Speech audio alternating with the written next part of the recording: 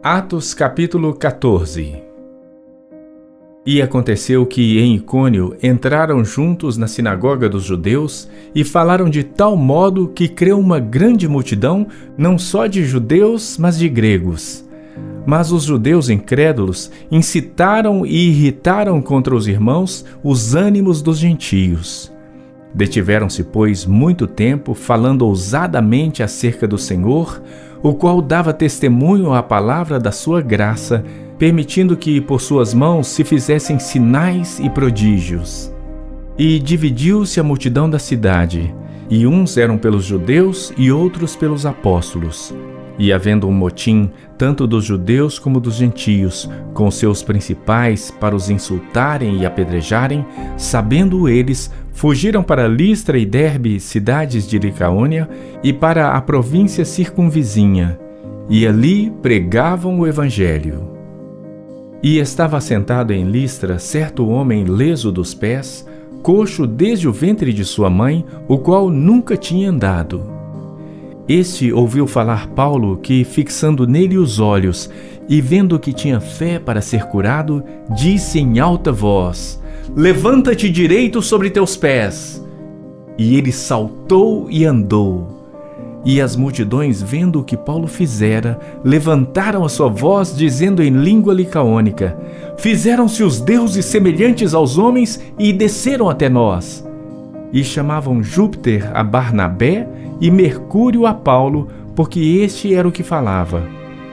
E o sacerdote de Júpiter, cujo templo estava em frente da cidade, trazendo para a entrada da porta touros e grinaldas, queria com a multidão sacrificar-lhes. Ouvindo, porém, isto, os apóstolos Barnabé e Paulo rasgaram as suas vestes e saltaram para o meio da multidão, clamando e dizendo: "Senhores, por que fazeis essas coisas? Nós também somos homens como vós, sujeitos às mesmas paixões, e vos anunciamos que vos convertais dessas vaidades ao Deus vivo, que fez os céus e a terra, o mar e tudo quanto há neles, o qual nos tempos passados deixou andar todas as nações em seus próprios caminhos. E, contudo, não se deixou a si mesmo sem testemunho, beneficiando-vos lá do céu, dando-nos chuva e tempos frutíferos, enchendo de mantimento e de alegria os nossos corações."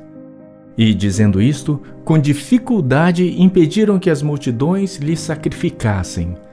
Sobrevieram, porém, uns judeus de Antioquia e de Icônio, que, tendo convencido a multidão, apedrejaram a Paulo e o arrastaram para fora da cidade, cuidando que estava morto. Mas, rodeando os discípulos, levantou-se e entrou na cidade, e no dia seguinte saiu com Barnabé para Derbe. E, tendo anunciado o evangelho naquela cidade e feito muitos discípulos, voltaram para Listra e Icônio e Antioquia, confirmando os ânimos dos discípulos, exortando-os a permanecer na fé, pois que, por muitas tribulações, nos importa entrar no reino de Deus.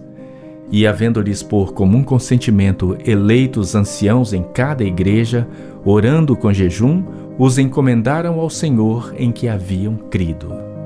Passando depois por Pisídia, dirigiram-se a Panfília, e, tendo anunciado a palavra em Perge, desceram a Atália. E dali navegaram para Antioquia, de onde tinham sido encomendados à graça de Deus para a obra que já haviam cumprido. E, quando chegaram e reuniram a igreja, relataram quão grandes coisas Deus fizera por eles e como abrira aos gentios a porta da fé. E ficaram ali não pouco tempo com os discípulos.